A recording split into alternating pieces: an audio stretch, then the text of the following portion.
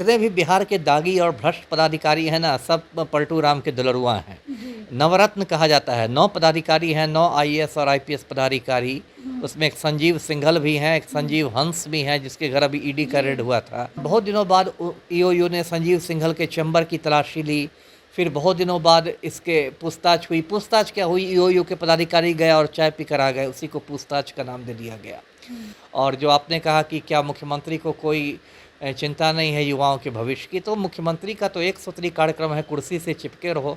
अब इसके लिए आनंद मोहन को अपना गुरु बना लो, अनंत सिंह को मालिक बना लो। वो इतना सबूत आ रहा है कि एक जो चेयरमैन जो था चयन परिषद का, वो कमीशन खा रहा है और ये कर रहा है।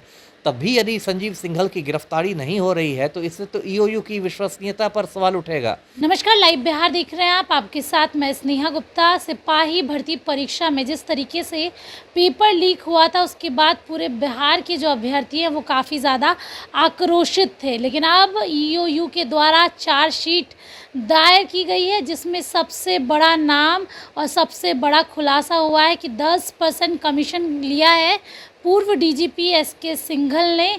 और जो मामले हैं वो बढ़ते ही जा रहे हैं। हमारे साथ खास बातचीत करने के लिए पूर्व आईपीएस अमिताभ दास से सीधे जुड़ते हैं। सर, सबसे पहले तो 10% कमीशन लिया गया है। अब देखिए, इसमें कहने के लिए क्या बचा है। अब कायदे से तो संजीव सिंघल को बेऊर जेल के अंदर होना चाहिए था, इतना ज़्यादा सबूत है इस शख्स के खिलाफ। और यदि संजीव सिंघल की गिरफ्तारी नहीं हुई है तो इसका तो यही मैसेज जा रहा है कि पलटू राम कहीं ना कहीं बचा रहे हैं इसको। अब मैं दर्शकों को ये पूरा मामला बताता हूँ शुरू से। ये जो संजीव सिंघल है, ये 1988 बैच का आईपीएस था और बिहार का डीजीपी बनकर ये रिटायर हुआ है, पुलिस महानिदेशक बन के।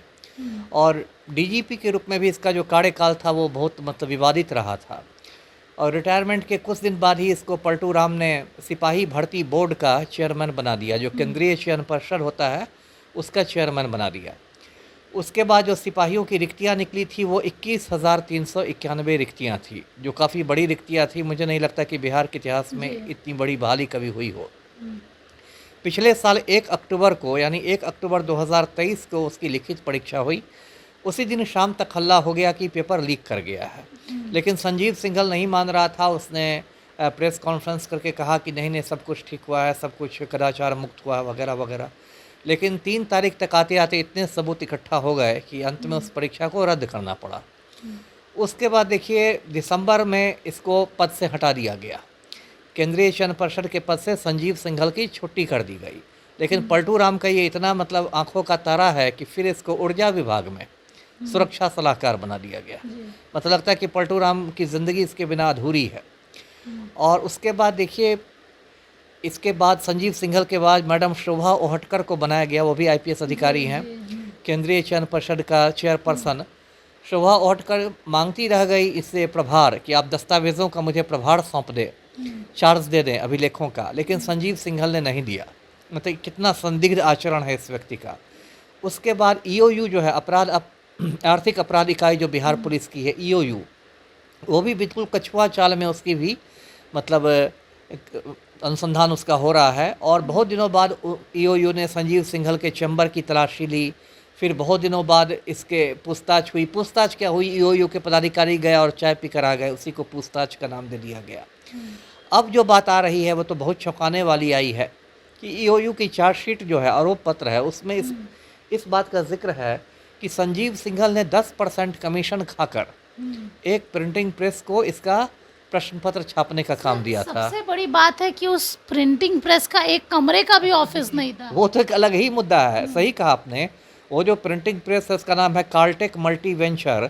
वो कलकत्ता का एक प्रिंटिंग प्रेस है। और जैसा आपने कहा, एक कमरा का नाम मतलब एक तरह से फर्जी प्रिंटिंग प्रेस ही है। और खुद संजीव सिंघल 2-2, 3-3 बार कलकत्ता गया। मतलब इतना उस प्रिंटिंग प्रेस से मोहब्बत हो गई सिंघल को। और अब कार्टेक मल्टी वेंचर के मतलब का जो ये है मालिक जो है सौरभ बंदोपाध्याय, उसने ईओयू को बताया है कि संजीव सिंघल ने हमसे 10% कमीशन मांगा था। और कहा है कि वो जो कमीशन था वो सिंघल का जो सरकारी आवास है पटना में, उसके पिछले वाले गेट पर पहुंचाया गया था। मतलब इतना विस्तार में बताया गया है। और एक और व्यक्ति है, वो भी बंगाल का ही है, कौशिक कार नाम है उसका। वो भी जुड़ा हुआ था प्रिंटिंग प्रेस की छपाई से। उसने भी इस बात का मतलब पुष्टि की है। तो जब इतना सबूत आ रहा है कि एक जो चेयरमैन जो था चयन पर्षद का वो कमीशन खा रहा है और ये कर रहा है, तब भी यदि संजीव सिंघल की गिरफ्तारी नहीं हो रही है तो इससे तो ईओयू की विश्वसनीयता पर सवाल उठेगा। ईओयू को साख पर संकट है। यही मानेंगे लोग कि आम बिहारी यही मानेगा कि कहीं ना कहीं पलटू राम के दबाव में ईओयू काम कर रहा है।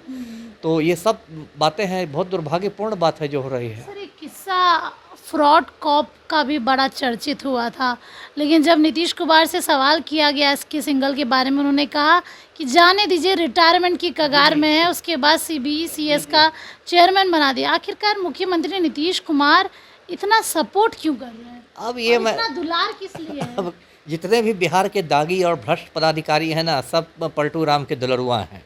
नवरत्न कहा जाता है। 9 पदाधिकारी हैं, 9 आईएएस और आईपीएस पदाधिकारी। उसमें एक संजीव सिंघल भी हैं, एक संजीव हंस भी हैं जिसके घर अभी ईडी का रेड हुआ था। ये 9 भ्रष्ट पदाधिकारी को पलटू राम का नवरत्न कहा जाता है। जैसे अकबर महान के नवरत्न थे, तो उसके नवरत्न तो खैर ढंग के लोग थे, महान लोग थे। पलटू राम के नवरत्न ऐसे लोग हैं। और आपने सही कहा, जब ये डीजीपी था संजीव सिंघल, तो उस समय अभिषेक अग्रवाल नाम के एक व्यक्ति ने इसको फर्जी फ़ोन कॉल किया था और कहा 40 बार, 1-2 बार नहीं 40 बार, और कहा था कि मैं पटना हाई कोर्ट का चीफ जस्टिस बोल रहा हूँ।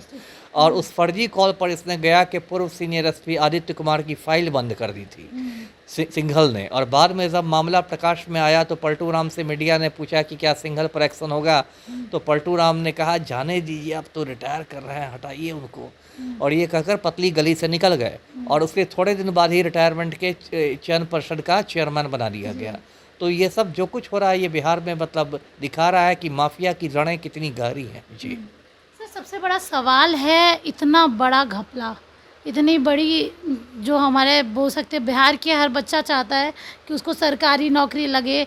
22,000 से भी ज़्यादा पदों पर ये वैकेंसी आई थी। उन सारे बच्चों का कहीं ना कहीं सपना चूर चूर हो गया। इस बार एग्ज़ाम दिया, कहीं ना कहीं मुख्यमंत्री नीतीश कुमार क्या बच्चों के भविष्य के साथ खेल रहे हैं। और एक पदाधिकारी को इस तरीके से करना, 10% कमीशन लेके पेपर लीक में उनका नाम सामने आ रहा है, कितना शर्मनाक है। बहुत शर्मनाक है ये तो। लोग सिंघल जैसे लोग तो पूरे भारतीय पुलिस सेवा के लिए कलंक हैं। पूरे आईपीएस को इन लोगों ने बदनाम कर दिया है। मतलब लगता है कि आपको कोई चीज़ से संतोष ही नहीं हो रहा है। आप डीजीपी बन के रिटायर कर गए, उसके बाद भी आप 2 नंबर की कमाई में लगे हुए हैं। क्या कीजिएगा इतना लूट खसोट करके।